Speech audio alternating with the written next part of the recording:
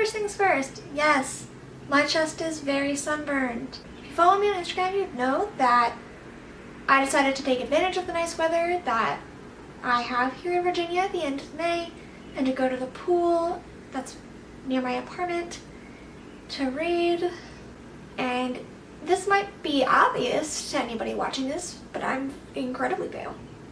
And apparently it doesn't matter how much sunscreen I apply to myself while I'm outside.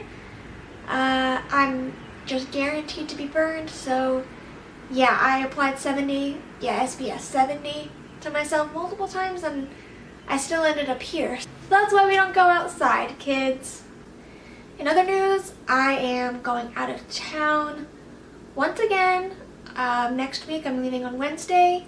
I'm going to film all my videos ahead of time, but I'm going to be out of town for almost 2 weeks.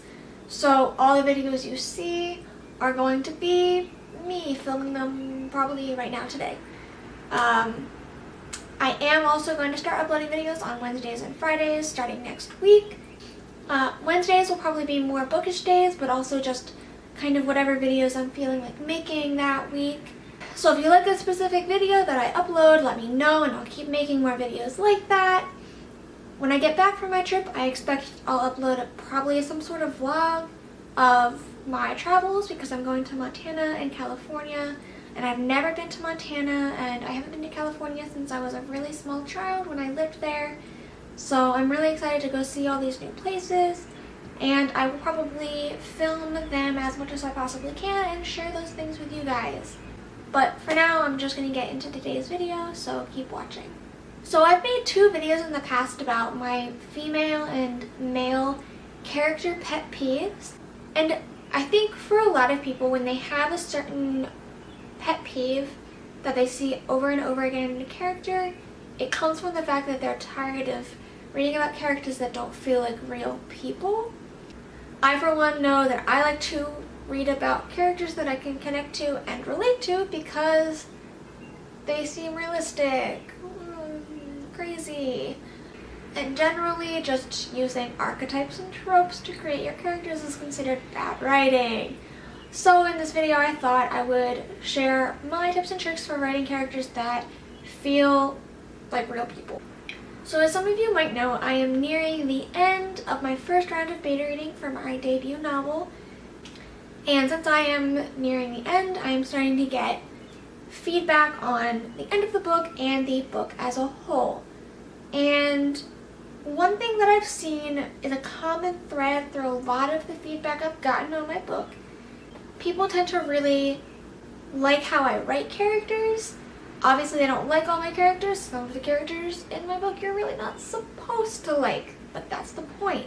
And people tend to like and or dislike the characters that I want them to like and or dislike. Probably a few weeks ago, before anybody had ever finished reading my book, I wouldn't have been comfortable making this kind of video, but after getting so much positive feedback on how I write and create characters, I thought I would share how I personally make sure my characters feel very well-rounded to a reader with all of you guys. So I'm sure a lot of you are like me and you write your characters beforehand, and if you don't, I'm gonna have to advise you to do that. So I don't know about any of you, but I'm not really either a pantser or a plotter when it comes to writing out stories. I'm more of a plantser. I have a basic idea down, but I don't write it out in really deep, in-depth detail. But on the flip side of that, I do spend a lot of time, once I have a sketchy outline of my plot, making my characters very in-depth. So far before I even start writing the words that are going to form my actual story, once I have a general idea of my plot, and sometimes I do them kind of congruently because it's hard to have a plot if you have no characters, but if your plot's not finished, you don't know all the characters you need, so they kind of happen at the same time for a lot of writers, and me included. And so although I don't have a really in-depth plotting before I start writing, I have incredibly in-depth characters. And I can boil down how I create believable, realistic characters to one simple thing. I use a character chart. So in undergrad I took exactly one creative writing class because at the time I didn't think I would pursue my dream of being an author, but just that one class really changed the way I wrote and the way I looked at writing characters.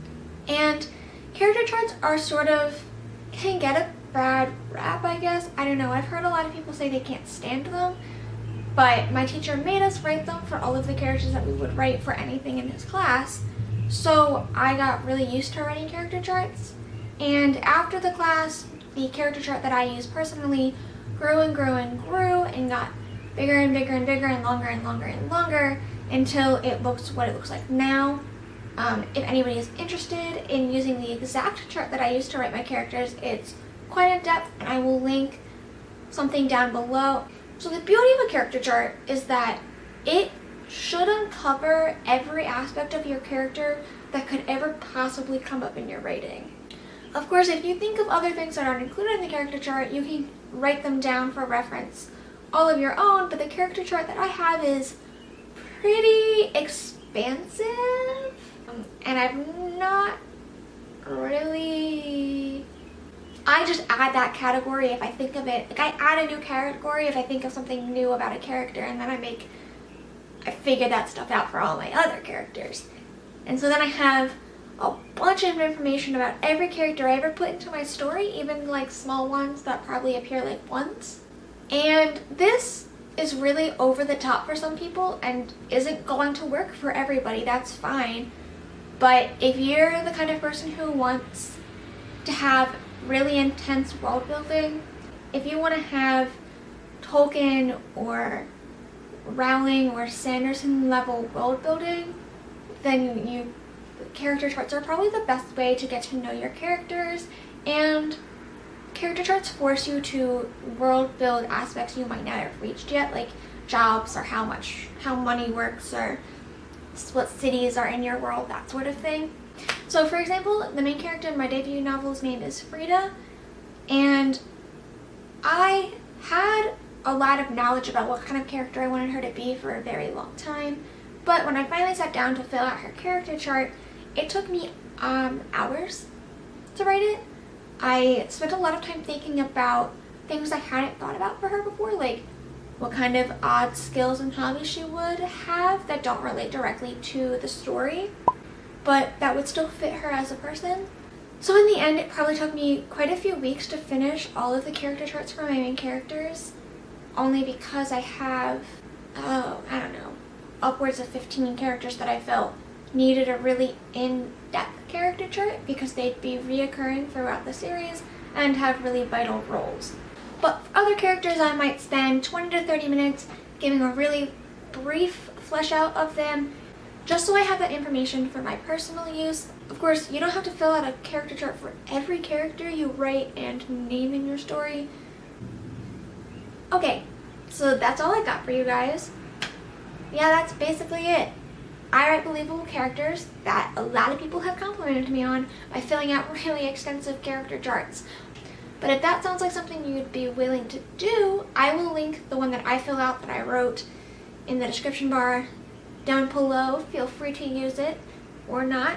Really, it's up to you. But if you think you'd give character charts a chance, there's one right there for you. There you go. You don't even have to make one yourself. You're welcome. So if you like this video, please, I'd really appreciate it if you subscribe down below, somewhere down here, maybe, I don't know where it is. Ring the bell, be notified. Like this video if you liked it. Leave a comment down below on what kind of videos you want to see next or what other writing advice you could use. You can also follow me on all my forms of social media. I have an Instagram, a Twitter, a Facebook, and a Tumblr. You'll probably see stuff like I got sunburned because I thought being outside would be a good idea for someone who's a literal ghost. But until next time, bye!